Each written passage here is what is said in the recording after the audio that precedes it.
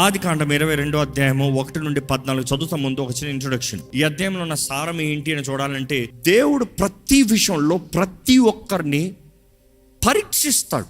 పరీక్ష లేనిదే హెచ్చింపు లేదు, పరీక్ష లేనిదే ఫుల్ఫిల్మెంట్ లేదు, సంపూర్ణత లేదు. దేవుడు కూడా మన జీవితంలో ప్రతి ఒక్కరిని క్రమక్రమంగా వర్ధిలింపజేయాలని ఆశపడుతున్నాడు. ఆ క్రమ వర్ధిలింపులో పరీక్షలు ఉంటాయి.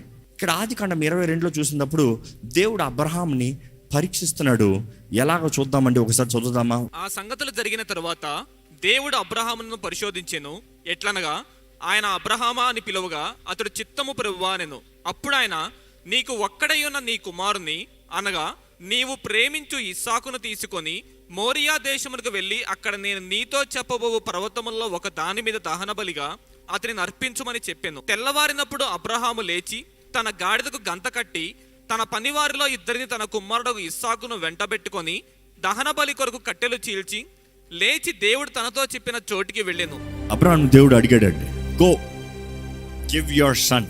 అనేకసార్లు మరలా చెప్తున్నాను, దేవుడు మన జీవిత యాత్రలో మనల్ని పరీక్షిస్తాడు.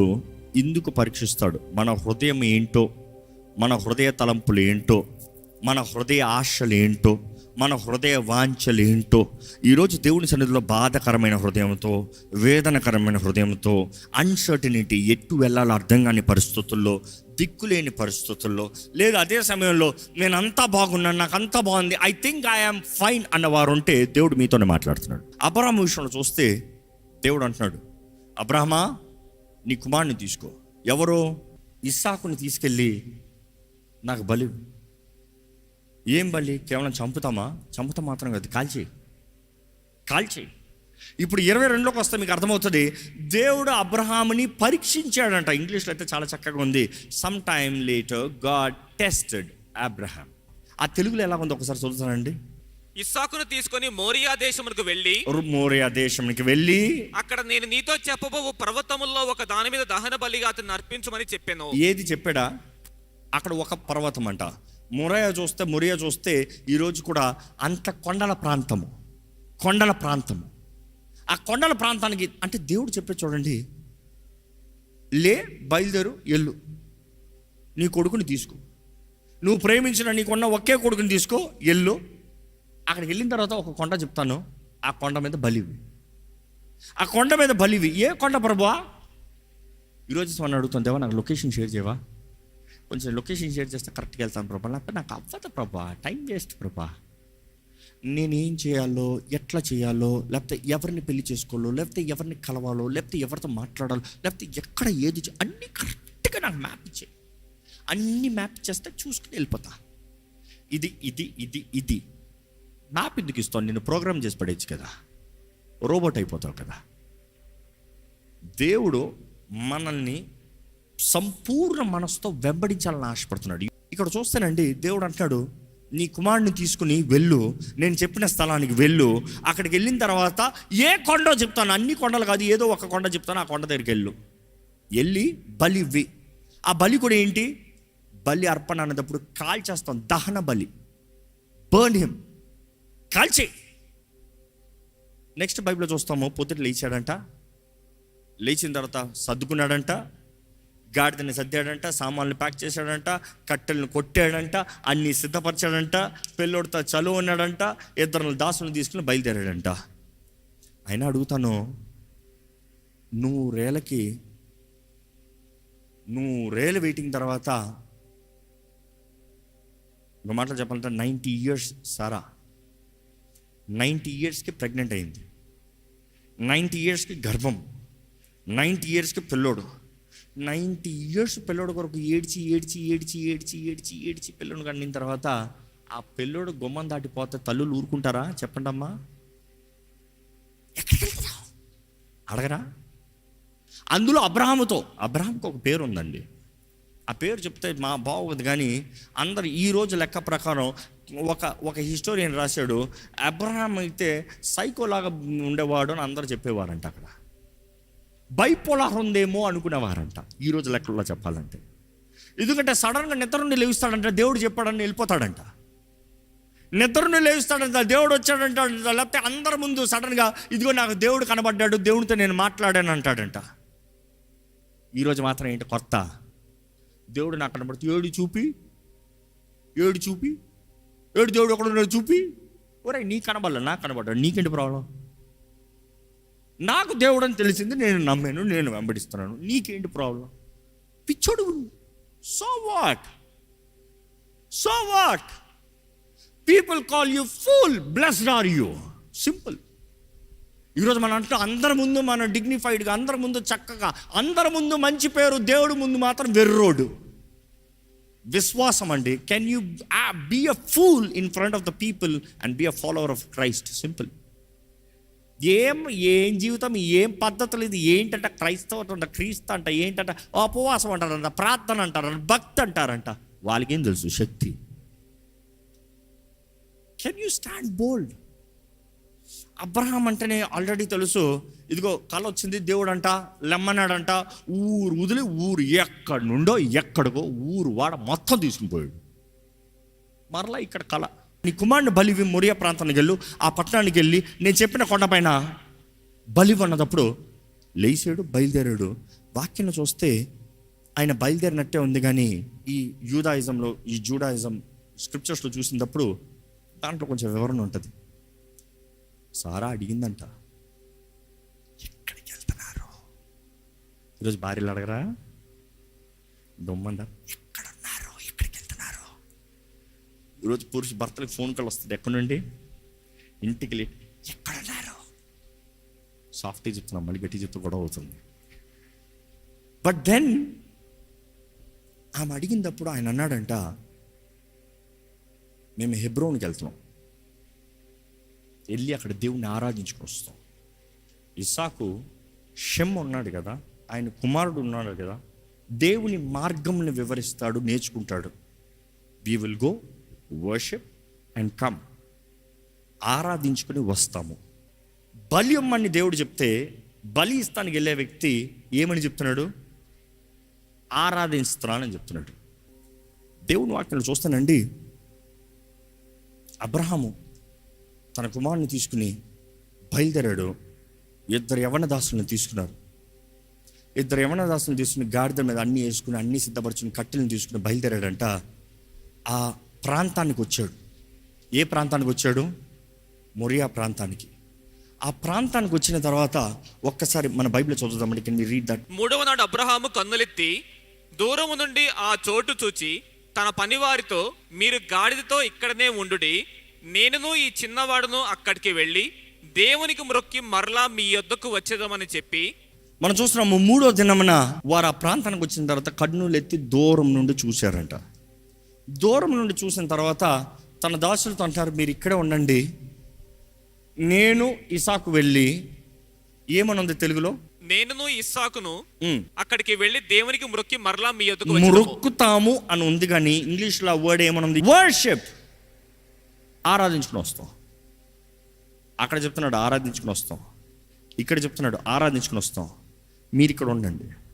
మరలా ఆ స్క్రిప్చర్స్లో ఉందో చూసినప్పుడు దీని గురించి కొంచెం ఎలాబరేట్ చేయబడి ఉంటుంది. వారు ఆ ప్రాంతానికి వచ్చారంట. ఆ మొరయ కొండ ప్రాంతం వెళ్ళినప్పుడు మొత్తం కొండలే. ఆ కొండల మధ్యలో ఆయన చూశాడంట. ఎట్లా చూశాడు అన్నదప్పుడు ఇప్పుడు చెప్తున్నాను, ఆ లేఖనాల్లో ఉంటుంది ఏమనంటే, వారు ఆ ప్రాంతానికి వెళ్ళిన తర్వాత దూరం నుండి అబ్రహాంకి కనబడుతుందంట ద పిల్లర్ ఆఫ్ ఫైర్, అగ్ని స్తంభము, ఒక మేఘము అలాగ కనబడుతుంది చూశాడంట. చూసిన తర్వాత ఇస్సాకుని అడిగాడంట, నీకేమైనా కనబడుతుందా అని. ఇస్సాకు అన్నాడంట, దేవుని సన్నిధి కనబడుతుంది, అగ్ని స్తంభము మేఘం నాకు కనబడుతుంది. ఆయన దాసుల దగ్గరికి వెళ్ళి అడిగాడంట, మీకేమైనా కనబడుతుందా అని. ఇద్దరు మాకు కనబడతలేదు అన్నారంట. ఇద్దరు మాకు కనబడతలేదంటే అబ్రహాము నమ్మాడంట, దేవుడు నీకు నాకు చూపించాడంటే మనం మాత్రం వెళ్ళవలసిన స్థలము, వీరిని ఇక్కడే విడిచిపెడదాం, వీరిని ఇక్కడ వదిలేద్దాం.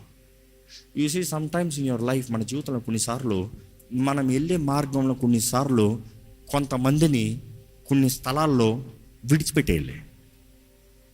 ఈరోజు మనం అందరం లాక్కుని పోదాం అనుకుంటున్నాం, అందరితో వెళ్ళిపోదాం అనుకుంటున్నాం, కానీ కొన్నిసార్లు దేవుడు నీకు ఇచ్చిన దృష్టి, నీకు చూపించిన వ్యక్తిని, లేకపోతే నీకు చూపించిన స్థలాన్ని, లేకపోతే నీకు చూపించిన పర్పస్, ఉద్దేశంని, అది నువ్వే వెళ్ళాలి. దృష్టి లేని వారితో నీ దృష్టిని పంచుకోవద్దు, నాశనం అయిపోతావు. దృష్టి నీకు కనబడుతుందంటే నువ్వు వెళ్ళు, వారికి కనబడతలేదంటే వాళ్ళని విడిచిపెట్టు, తోసుకుని పోవద్దు. ఎందుకంటే అనేక సార్లు నీకు కనబడేది వారికి కనబడదు. కనబడనప్పుడు ఏమవుతుందంటే నీకు ప్రశ్నలు, నిందలు, ఆటోమేటిక్గా కంటిన్యూస్ టెంప్టేషన్స్ వాటి ద్వారా వస్తుంది. You know way you're going, go your way. You feel God is calling you, you follow. You want God to do this, God he's promised, you go. Don't try to pull people who are not for you. ఆ దాసులు ఏం చెప్పారంటే, కొద్దిసేపుకి టాటా బాబాయ్, నేను ఇసాక్ వెళ్ళి దేవుని ఆరాధించుకొని వస్తాను, మీరు ఇక్కడే ఉండండి. I will come back, bless you, don't worry, you stay here, let me go. ఇక్కడ మనం చూస్తున్నామండి, వీరిద్దరు మాత్రం ఆ కొండ దగ్గరికి వెళ్తాము. ఇస్సాకు అంతవరకు గాడిదలతో మోసుకుని వచ్చారు, కానీ గాడిదలు కూడా వాళ్ళ దగ్గర వదిలేశారంట. కట్టెలు మోసుకున్నాడంట.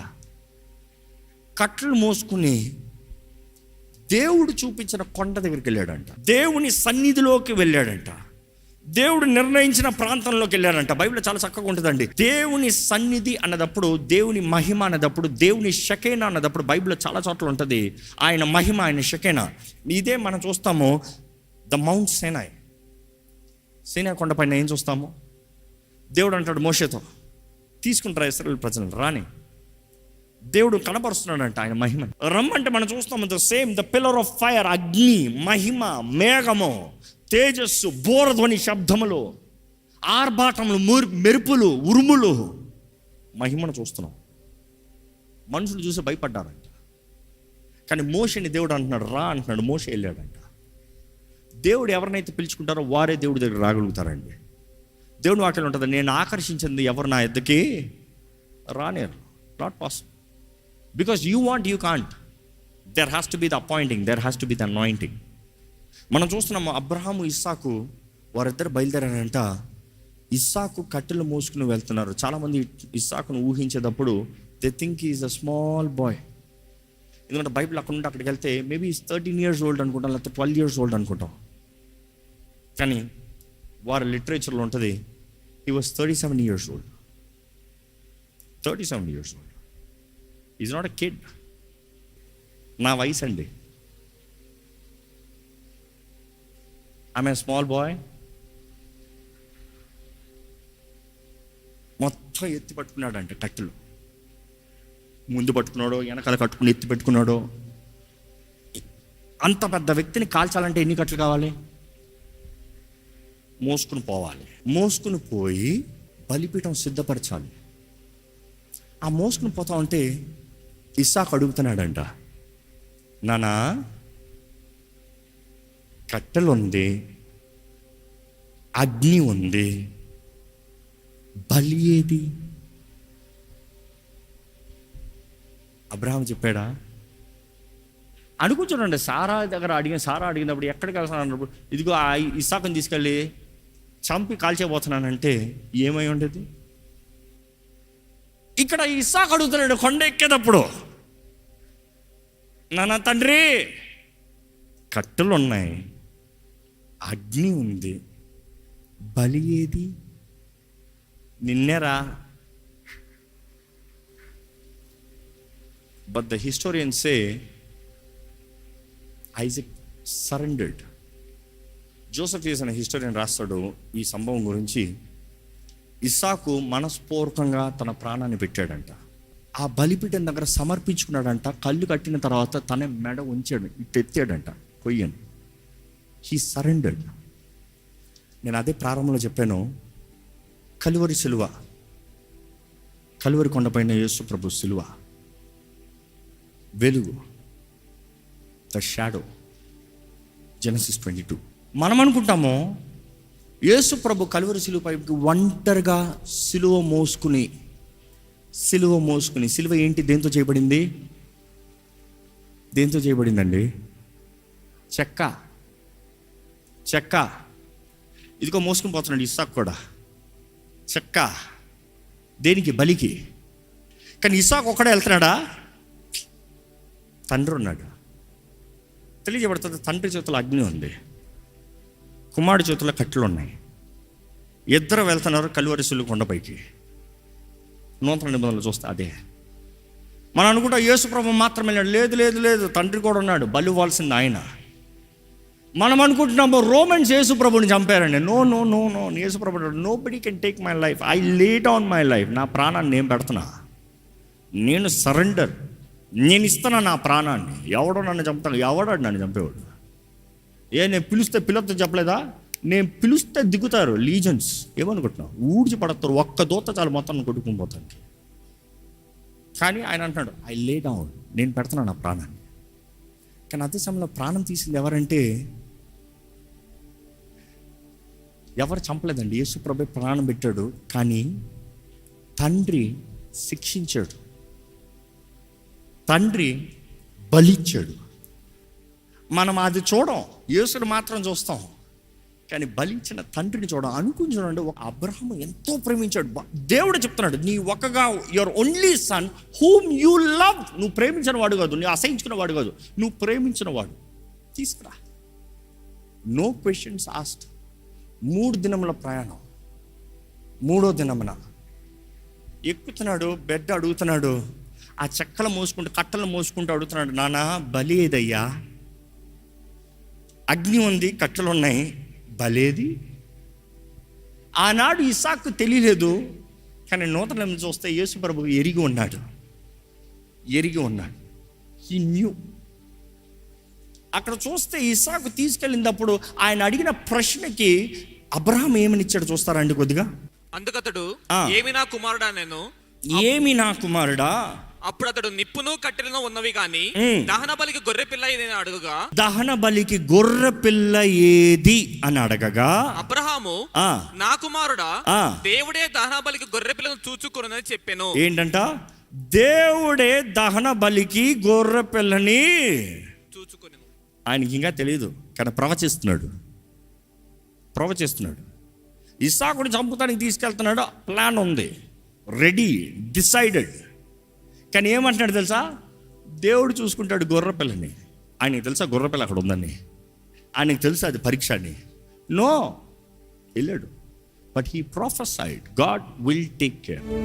ఒకసారి ఈ మాట వినండి, దేవుడు మనల్ని ఆయన మార్గంలో నడిపిస్తాడు ఫర్ షూర్. కానీ ఇందాక చెప్పిన మాట, అపవాది కూడా మనల్ని దాడి చేస్తానికి, అవిశ్వాసంలో నడిపిస్తానికి, మనల్ని ఆపివేస్తానికి వాడు ప్రయత్నం అంతా ఒకటే. ఆయన సన్నిధిలోకి రాకూడదు, ఆ కొండకి ఎక్కకూడదు, ఆ కొండ చేరకూడదు. జూడాయిజంలో ఉంటుంది ఏమనంటే, అబ్రహాము ఇస్సాకు 3 రోజుల ప్రయాణంలో పోతూ ఉంటే లూసిఫర్ వచ్చాడంట. అపవాది మొదటిసారిగా ఒక పెద్ద ఆయనలాగా, ముసలైనలాగా, తగ్గింపుతో, మీ కైండ్, గౌరవమైన వ్యక్తిగా వచ్చాడంట.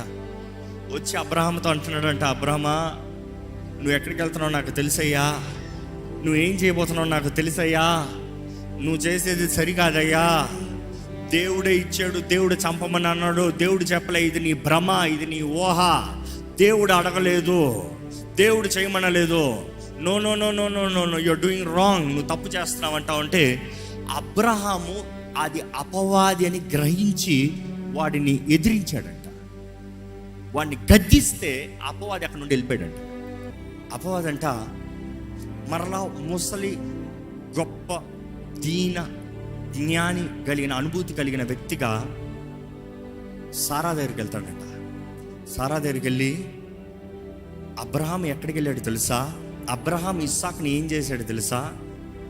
అబ్రహాము ఇస్సాకు మొరియా కొండపైకి వెళ్ళి అబ్రహాం ఇస్సాకుని చంపేశాడు బలిగా అన్నాడంట. అపవాదికి తెలుసు ఏం జరగబోతుందో. జరుగుతానికి ముందే అపవాదికి అంతము తెలియదు, దేవుడికి మాత్రమే అంతము తెలుసు. దేవుడు పరీక్షిస్తున్నాడు, అపవాది ఎరిగిలేడు. అది పరీక్ష, దాని తర్వాత గొప్ప వాగ్దానం ఉందని. కానీ ఆ మాటను తీసుకెళ్ళి సారా దగ్గర చెప్పినప్పుడు సారా ఆ మాటను నమ్మిందంట. నమ్మి పలోమని పడి, బూడిదలో పడి, కొట్టి ఏడ్చుకుని, నాకున్న ఒక కుమారుడు మరణించాడు, ఎలాంటి పని చేస్తాడు అబ్రహాం అని ఏడ్చి కొట్టుకుని, నాతో చెప్పింది దేవుని ఆరాధిస్తాను, హెబ్రోనికి వెళ్తున్నానని దూరంగా దేవుని మార్గంలో వివరించబడుతున్న నా కుమారుడిని తీసుకెళ్ళాడు. నేను వెళ్తానని తన దాసుల్ని అందరిని తీసుకుని వెళ్ళిందంట. హెబ్రోనికి వెళ్ళి అబ్రహాంకి ఇస్సాకు వచ్చాడా అంటే రాలేదు. అక్కడ మరలా బాధతో ఏడుస్తూ ముసలి వ్యక్తి, వృద్ధురాలు, ఏ మాత్రమే శక్తి లేదు, 127 years ఆమెకి. ఆ పరిస్థితులు, అక్కడ బాధలో ఇంకా మరణించే పరిస్థితుల్లో అపవాది మరలా వచ్చాడంట. ఎందుకంటే వాడికి తెలిసిన సంగతి ఏంటి, దేవుడు ఇస్సాకుని కోరలేదు, అబ్రహాము బలి ఇచ్చాడు కానీ పొట్టేలు మరణించింది, ఇస్సాకు మరణించలేదని. వాడు వచ్చి అంటున్నాడంట, నేను నీతో అబద్ధం ఆడాను, ఇస్సాకు చావలేదంటే సారా కడ ఊపిరిలో ఒకేసారి తేలికయ్యి సంతోషముతో నా ఇస్సాకు బ్రతుకు ఉన్నాడు అని మరణించిందంట. బైబిల్లో ఈ వివరణ అన్నీ లేవు, కానీ యూదా గ్రంథాల్లో ఈ ఎలాబరేషన్స్ అన్నీ ఉన్నాయి. కానీ బైబిల్లో మనం చూస్తాం ఏంటంటే, వారు బలి ఇచ్చి తిరిగి వచ్చారు వారి ప్రాంతానికి, అక్కడ సారా లేదు. The next chapter that you read is the death of Sarah. ఆ డెత్ ఆఫ్ సారా మీరు బైబిల్లో చదివితే, సారా లివ్డ్ 127 years. ఎప్పుడు కనింది? 90 years. ఎంత వయసు? 37 years. ఇస్సాకు వయసు ఎంత? 37 years. అదే టైంలో మనం చూస్తున్నాము, ఆ 37 years బిడ్డ బ్రతుకున్నాడని తెలిసిన తర్వాత ఈ తల్లి ఎక్కడ మరణించింది? వాక్యం చూస్తే హెబ్రోన్. దాని తర్వాత మనం చదువుతున్నాము, అబ్రహాము అక్కడికి వచ్చి సారా నిమిత్తమై ఏడ్చాడంట. వారి దాంట్లో తెలియజేయబడుతుంది, అబ్రహాము ఇస్సాకు వచ్చి ఎంతో వెక్కి ఏడ్చి, దాని తర్వాత మనం చదువుతాము, అబ్రహాం అక్కడ పాతి పెట్టడానికి వెల పెట్టి కొన్ని స్థలం తీసుకుంటాడు. But then what I'm trying to say, let's not leave the history behind. దేవుడు వాగ్దానం చేశాడు, దేవుడు నడిపిస్తున్నాడు, దేవుడు కార్యాన్ని జరిగిస్తున్నాడు. కానీ జ్ఞాపకం చేసుకో, అపవాది నిన్ను అడ్డిస్తానికి, ఆటంకపరుస్తానికి, తప్పుదారుల పడటానికి, అబద్ధంగా మారుస్తానికి, లేనిది ఉన్నట్టుగా మారుస్తానికి, ఎక్కడ he talks God's word in reverse. జాగ్రత్త. అబ్రహాం ఎదిరించాడు, ఇస్సాకు లోబడ్డాడు, దేవుని కార్యాన్ని చూశాడు. కానీ సారా దేవుణ్ణి అడిగినట్టుగా కనవల్ల. సారా అపవాది అబద్ధాన్ని నమ్మి she was discouraged, depressed, pain, cry, death. So the choice is yours. వాగ్దానం ఉంది అబ్రహాముకి, సారాకి. ఒకళ్ళు నమ్మారు, ఒకళ్ళు నమ్మలే. మిమ్మల్ని అడుగుతున్నాను, దేవుడు మాట ఇచ్చిన దేవుడు నీ జీవితంలో ఆయనే చూచుకుంటాడు అని నమ్మితే మీ జీవితాలను మరొక్కసారి దేవుని చేతుల్లోకి సమర్పించుకోమని వేడుకుంటానండి. ఎక్కడ 2 చేతుల పైకెత్తి, దేవా ఇదిగోనయ్యా నన్ను నేను సమర్పించుకుంటున్నాను ప్రభా, సజీవ యాగముగా సమర్పించుకుంటున్నాను. అపవాది అబద్ధములన్నీ కొట్టివేస్తున్నాను ప్రభా, అపవాది అబద్ధాలన్నీ కొట్టివేస్తున్నాను ప్రభా. వాడు చెప్పాడు నేను పనికిరానని, వాడు చెప్పాడు నాకు అవ్వదని, వాడు చెప్పాడు నా జీవితం నాశనమని, వాడు చెప్పాడు నా గతాన్ని చూసి. కానీ దేవా నువ్వు నా పట్ల గొప్ప తలంపులు కలిగి ఉన్న దేవుడు అని నమ్ముతున్నాను. నీవు వాగ్దానం చేసి నెరవేర్చే దేవుడు అని నమ్ముతున్నాను. నీవు నా పట్ల ఉన్నతమైన తలంపులు కలిగి ఉన్నావు. నీ చిత్తమే జరగాలి ప్రభా. నీవు చూసుకుంటావు, నా జీవితాన్ని నువ్వు చూసుకుంటావు, నా కుటుంబాన్ని నీవు చూసుకుంటావు, నా బ్రతుకుని నీవు చూసుకుంటావు. నీ మార్గంలోనే నడుస్తాను, నీ చిత్తంలోనే జీవిస్తాను, నీ కొరకే బ్రతుకుతాను ప్రభువా. ఎక్కడ మీరు యథార్థంగా ఒక చిన్న ప్రార్థన చేయండి, ఎక్కడ యథార్థంగా ఒక ప్రార్థన చేయండి. పరిశుద్ధ ప్రేమ తండ్రి, చూడయ్యా, మమ్మల్ని చూడయ్యా, నీ ప్రేమ ఎంతో గొప్పదయ్యా. మా స్థానంలో నీ ప్రియ కుమారుని బలిచ్చు, మా శిక్షకి, మా తప్పులకి, మా పాపములకి నీ కుమారుని గాయపరిచావయ్యా. సుందరుడైన యేసుని స్వరూపమైనను సొగసైనను లేని వ్యక్తిగా, గుర్తుపట్టనే లేని వ్యక్తిగా, రక్తపు ముద్దగా మా అందరి నిమిత్తమే కల్వరి శిలువలో అవమానం, నింద, బాధ, వేదనలో నిలబెట్టావయ్యా. ఈరోజు నీవిచ్చిన బలిని బట్టే పరమ తండ్రి మేము నీ బిడ్డలుగా మారే అవకాశం కలిగిందయ్యా. వందనాలయ్యా. నీ ప్రియ కుమారుడు తన్ను తాను సమర్పించుకున్నాడు కాబట్టి మాత్రమే మాకు రావాల్సిన శిక్ష, మాకు రావాల్సిన మరణం అంతా కొట్టివేయబడిందని నమ్ముతున్నామయ్యా. అవునయ్యా, నీ ప్రియ కుమారుడు రక్తము మాకు విలువ, నీ ప్రియ కుమారుడు రక్తము మాకు వెల. అవునయ్యా, మేము అమూల్యమైన రక్తము ద్వారా కడగబడిన వారిమి దేవా. మేము ఎవ్వరు వ్యర్థులమి కాదు ప్రభా. అబద్ధాలు, అపవాది అబద్ధాలు ఎదిరిస్తున్నాం. ఇప్పుడే వాడిని గద్దిస్తున్నాం ఇప్పుడే.